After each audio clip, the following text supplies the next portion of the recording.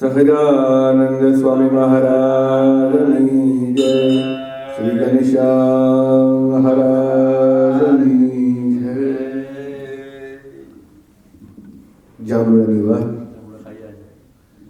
એ તો પહોંચ્યા નથી, નીકળ્યા નથી ઘરેથી. ભગવાનના ચરિત્રો છે. પરમાત્મા બહુ સંક્ષિપ્ત અને બહુ ટૂંકું જીવન આપણા વચ્ચે જીવીને જતા રહ્યા. જે કામ મનુષ્ય જાતિ અબજો યુગોથી કરતી આવી છે, કરવા મથે છે, છતાં નથી કરી શકતી, એ ભગવાને બહુ ટૂંકા ગાળામાં કરેલું છે. એટલે મહારાજની એક એક ક્ષણનો જો આપણે અર્થ કરવા દઈએ ને તો આપણા એક એક યુગો નીકળી જાય. એક એક ચરિત્રમાં, એક એક શબ્દમાં કેટલાય અર્થ છુપાયેલા છે. ભગવાન વેણીરામને કહે છે કે વેણીરામ, જાંબુ ખાવા તો જવા છે, તમે બધા જોડે આવતા હોય તો ઓર આનંદ આવશે. આનંદ તો સર્વની સાથે લઈને ચાલવાનો છે. એકલા આનંદ નથી. એમ વાડી કોને કહેવાય કે બધા ઝાડ એક સરખા સાથે ઉગી આવે હે. અને ઓલો છે ને ઉજ્જળ ગામમાં એનો પ્રધાન, પછી એવું થાય કે ભાઈ પછી એકલો ચાલે તો પછી કહેવાય કે ભાઈ જ્યારે ધામમાં જવું હોય ને તો એ એકલો જ હોય. પછી એનામાં પછી કોઈ આવે નહીં, 4 માણસ ભેગા ન થાય. પછી એને એવું થાય કે પછી એમ્બ્યુલન્સ વાળા એને લઈ જાય, પછી જોતા હોય છે. એટલે આ એવું છે. મહારાજ કહે છે બધા સાથે ચાલો, સમૂહ હંમેશા સાથે સારો લાગે. અને ભગવાન જાહેરાત કરી કે અમને જેટલો આનંદ જાંબુ તોડવાનો નથી, એના કરતા ઘણો આનંદ એ અભિમાનીનો અભિમાન ઉતારવામાં છે. કારણ કે જ્યારે કીધું ને સુખનંદને કે જે કોઈ એની વાડીમાં જાય છે 2 પગે, પણ જ્યારે પાછો વળે છે ત્યારે કેટલા પગે વળે છે? 8 પગે. મહારાજ કહે છે કે અમારો અવતાર જ આના માટે છે. આવા જીવો કે જે અહમના કારણે પોતાનું કલ્યાણ નથી કરી શકતા, એ લોકોના અહમ દૂર કરવા છે. એક આવરણ આવી ગયું છે જીવન શિવલિંગ છે, એનું નામ છે અહમ, માયા, મમત્વ. એ આવરણ આપણને ભગવાનની બનાવેલી આ દુનિયા, ભગવાનના બનાવેલા જીવો અને ભગવાનના બનાવેલા આ સર્વસ્વ સૃષ્ટિની કોઈ દિવસ આપણને ઓળખ કરવા દેતું નથી. સૌથી મોટો અને સૌથી મહત્વનો મુદ્દો હું કોણ.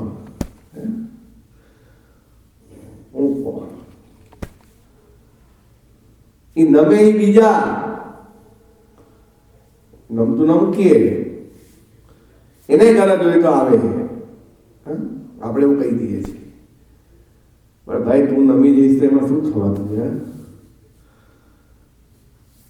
નાના હતા ત્યારે ખબર છે, એક નદી પર નાનકડો સાંકડો પુલ હતો અને 2 બકરીઓ આમ સામે આવી ગઈ હતી.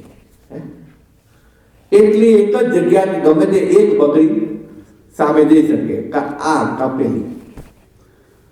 હવે 2 બકરી તો જો એની પહેલાનો સીન છે કે પહેલા 2 કૂતરા ભેગા થયા હતા. 2 કૂતરા વચ્ચે પણ આવતું હતું. 2 જણા બાજ્યા નથી, 2 જણા નદીમાં પડીને તણાઈને મરી ગયા. બકરી એમ કહે છે કે જો અમે લોકો કાંઈ કે અભિમાનના અહમમાં જો લડવા જઈશું તો ભાઈ એવું છે કે યુદ્ધમાં મહાભારતનું હોય, રામાયણનું હોય કે ગમે તે યુદ્ધ હોય, આ જાનહાનિ તો 2 બાજુ થઈ છે. એવું નથી કે તમે સાચા છો તો ભાઈ તમને કંઈ નુકસાન નહીં થાય. અને ભાઈ આપણે તો શાસ્ત્રમાં જાણી ચૂકીએ કે સત્યને જ વધારે દુઃખ છે. અસત્યનો કદાચ એક એનો કરુણ અંજામ આવે કે ભાઈ એને તો ખબર છે કે હું ખોટો છું એટલે મરવાનું છું, પણ સત્યને તો જીવા માટે લડવું પડે. તો મરવા માટે લડે છે, સત્યને જીવા માટે લડવું પડે છે. એટલે બકરીઓને એમાં થઈ ગયું કે ભાઈ જગડીને શું ફાયદો છે? હું નમું કે ઓલી નમે, સરખું જ છે. હવે એ પહેલ કરે એટલે પેલા હું પહેલ ન કરું. અને એક બકરી બેસી ગઈ, એના પછી ટપીને ઓલી બકરી જતી રહી, પછી બીજી બકરી ઊભી થઈને એના રસ્તે ચાલી ગઈ. નમવામાં કાંઈ નાનપ નથી. કોઈને ખબર ના પડે કે આપણે નમી ગયા. હા ભાઈ તું આગળ આવી જાય.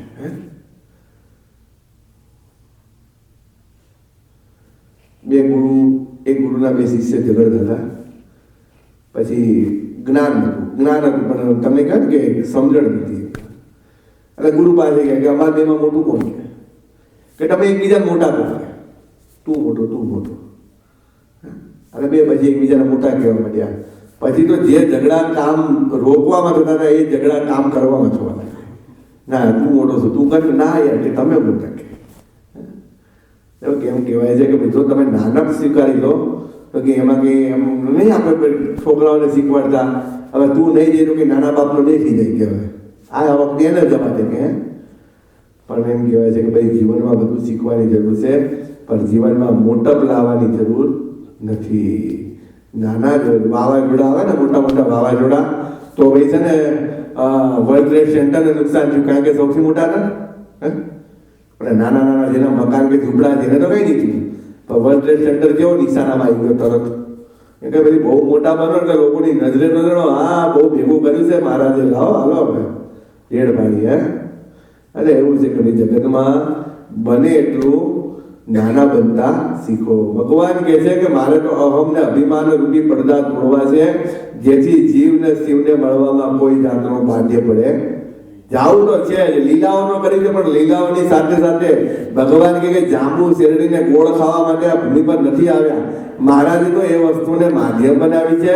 સાચો મહારાજનો તો એક જ લક્ષ્ય હતો કે જીવને તારવા છે, જીવને મોક્ષ કરી અને મારા ધામમાં લઈ જવા છે. અને પછી તો ભગવાન મિત્રોની સાથે તૈયાર છે અને આખા ગામમાં જાહેરાત છે કે ભાઈ ઘનશ્યામ જાંબુ જમવા જવાના છે. અને ભાઈ આપણે તો પૂર્વમાં સાંભળ્યું છે કે ઘનશ્યામ તો કેવા દિવ્ય ભવ્ય અલૌકિક ને અતિ તો ઐશ્વર્યથી ભરપૂર એવા ચરિત્રો કરે છે કે ઘનશ્યામની જોડે જવામાં મજા આવશે. કે ચાલો હે. અને આગળ ઘનશ્યામની પાછળ મિત્રો બહુ સુંદર કીર્તન પડશે.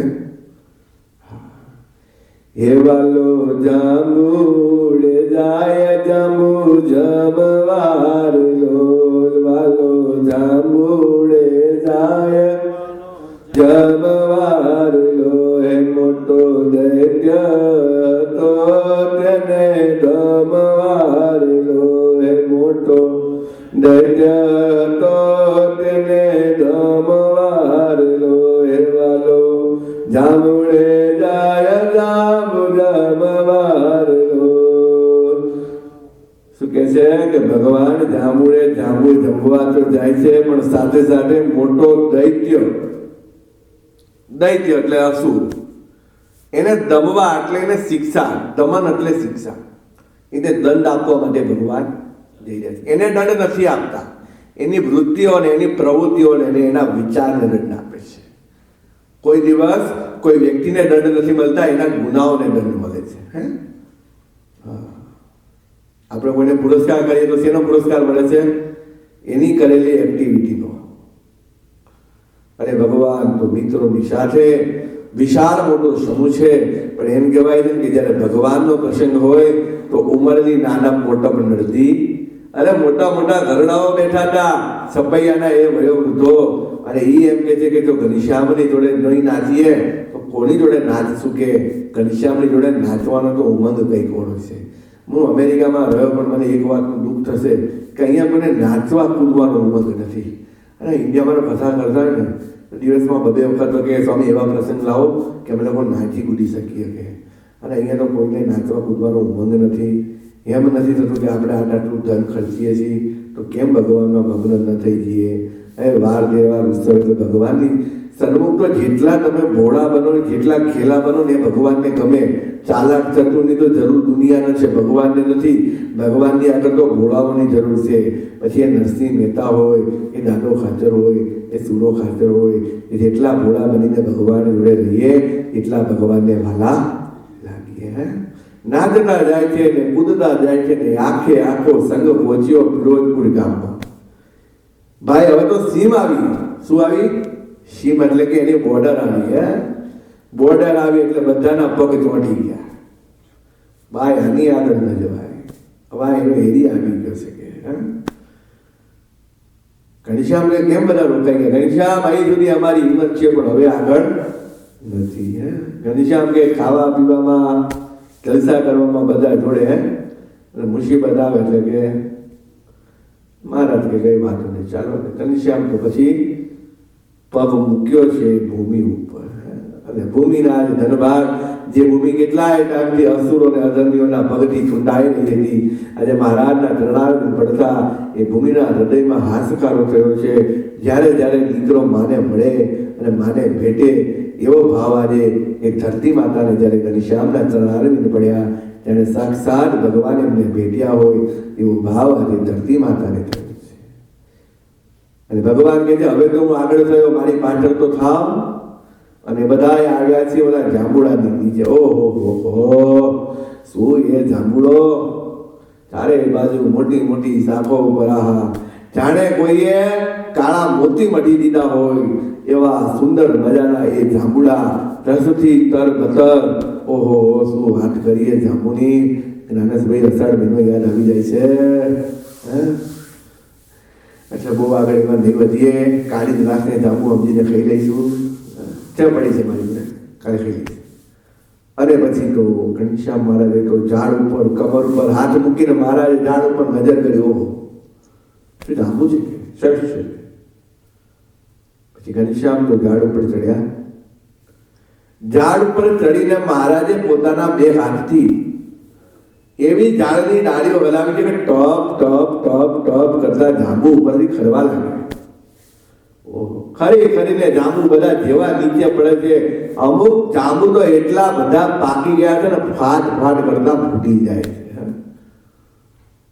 જાંબુ જે મહારાજે ડાળ હલાવી એમાં એક વિશ્લેષણ છે થોડુંક, કે ભગવાનને એવી પ્રાર્થના કરી કે મહારાજ જેવી રીતે તમે જાંબુની ડાળી હલાવીને એમાંથી પાકેલા જાંબુ પાડી દીધા, એવી રીતે અમને પણ બરાબરના ઝકઝોળ દો ને અમારામાં જેટલા અવગુણ રૂપી પાક્યા છે ને એ બધા ટપ ટપ કરતા નીચે પડે તો ખરા, પણ પડતા ભેગા ફૂટી જાય અને પાછા ધૂળમાં ભળી જાય, ફરી પાછા અમારામાં આવે નહીં. મહારાજ એવી રીતે અમને ઝકઝોળી નાખજો કે અમારામાં ફક્ત તમારા સિવાય બીજું કઈ રહે, તમારી મૂર્તિ વિના બીજું મને આપશો. અને પછી તો જાંબુડા પડવા મળ્યા એટલે પછી મિત્રો તો બધા વાસણો, કોઈ તપેલા ને કોઈ શું જેટલું જે લાયા બધું ભરવા મળ્યા ફટાફટ. વેણીરામ તો જયારે વાસણ ભરાઈ ગયા કોઈ જગ્યા ના રહી, ખીચા બીચા બધું ભર્યું તો હજી પોતળી ગઈ, પોતળી ખોલીને એમાં જાંબુ પેલા કરવા મળ્યા. બરાબર. અને પછી એવામાં બે ચાર જાંબુ ડાળ ઉપર અથડાઈ અને ઓલો સૂતો છે. કોણ સૂતો છે? રક્ષક એનો ભવાની દત્ત, એને માથે પડ્યા.